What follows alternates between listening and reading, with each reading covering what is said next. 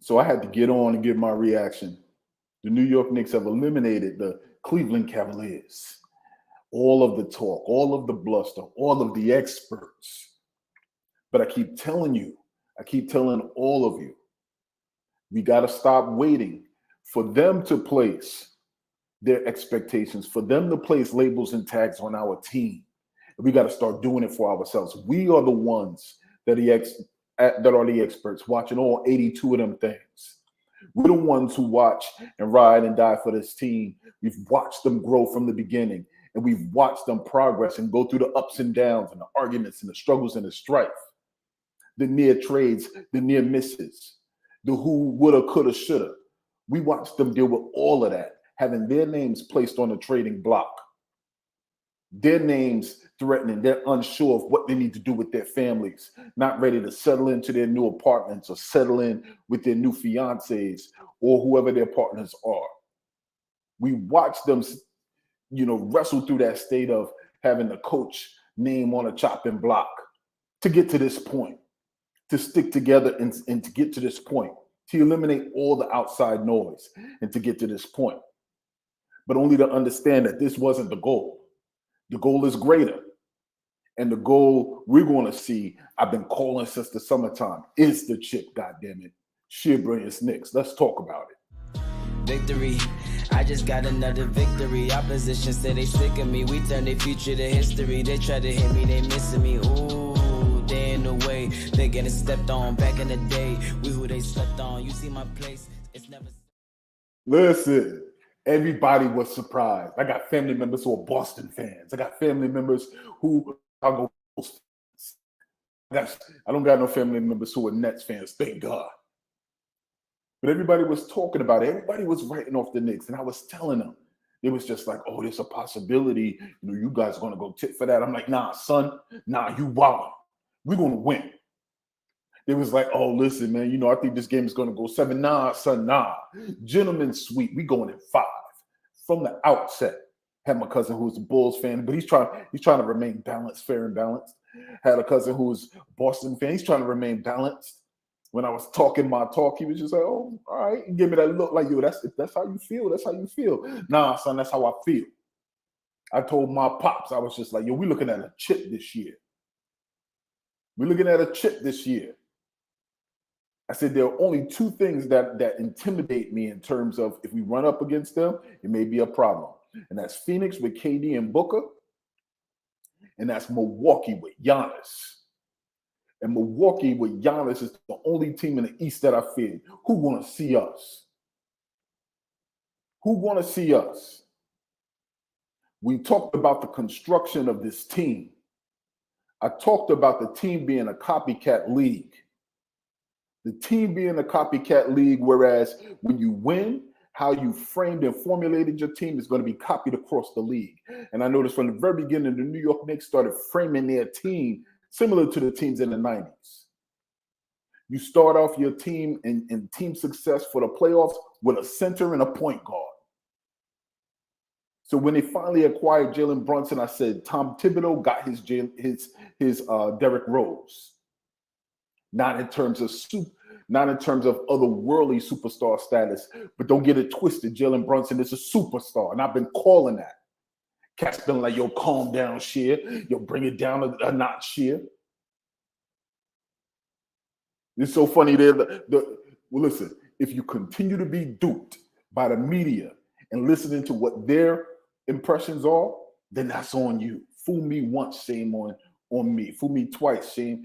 However, either which way, you're going to be fooled. That's my homage to the former president. But listen, don't let these cats try to define what it is we do. Don't let them convince you that you're delusional. Don't let them convince you that, oh, you see what they're painting on us as Knicks fans?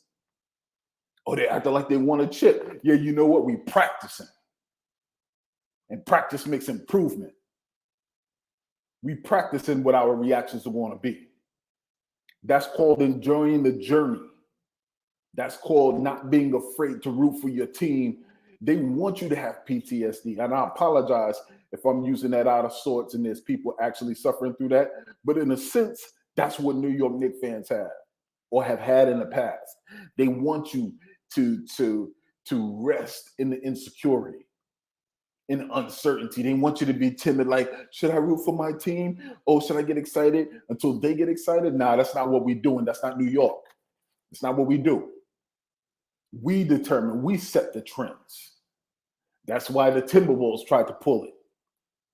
You know, with their fans and trying to celebrate and spill. Look, we see y'all. We see you other fan bases. As many years as we've been down, you still try to cop the style of New York. We see it. But I tell you this much, last night's game, I knew it going in.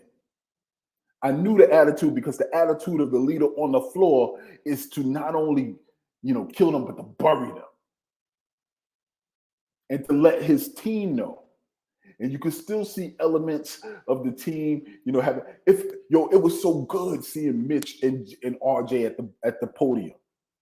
And RJ having a moment of lightness, because he's always trying to be professional and remain even keeled.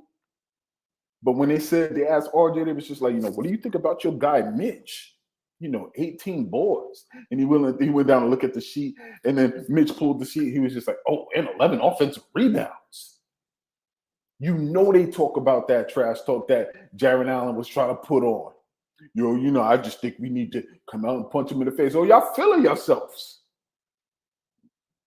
Oh, you thought this is what it was. Nah, son, nah. You wildin'. It's like, you got us messed up.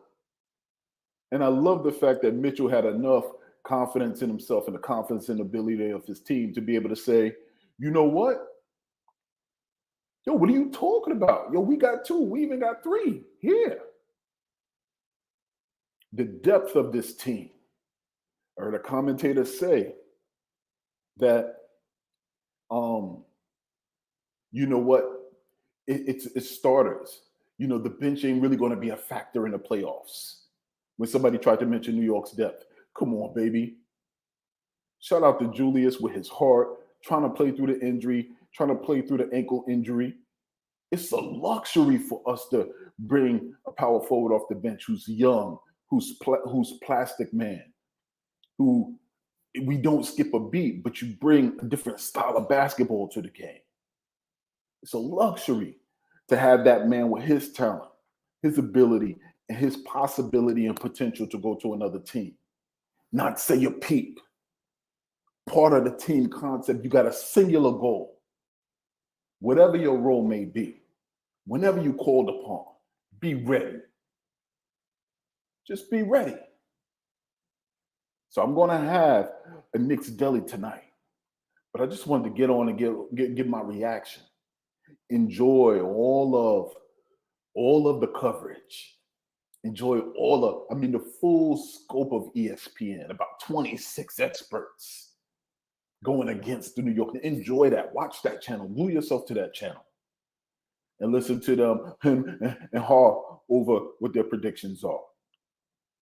But I want you to enjoy this ride to the finals. And when we raise that chip this year, why not us? Why not? We have all the components historic NBA champions had on their team. Why not us? Congratulations, Knicks fans. We here, and we got now. Sheer brilliance, Knicks. Catch you later. Victory, I just got another victory. Opposition said they sick of me. We turn their future to history. They try to hit me, they missing me. Ooh, they in the way. They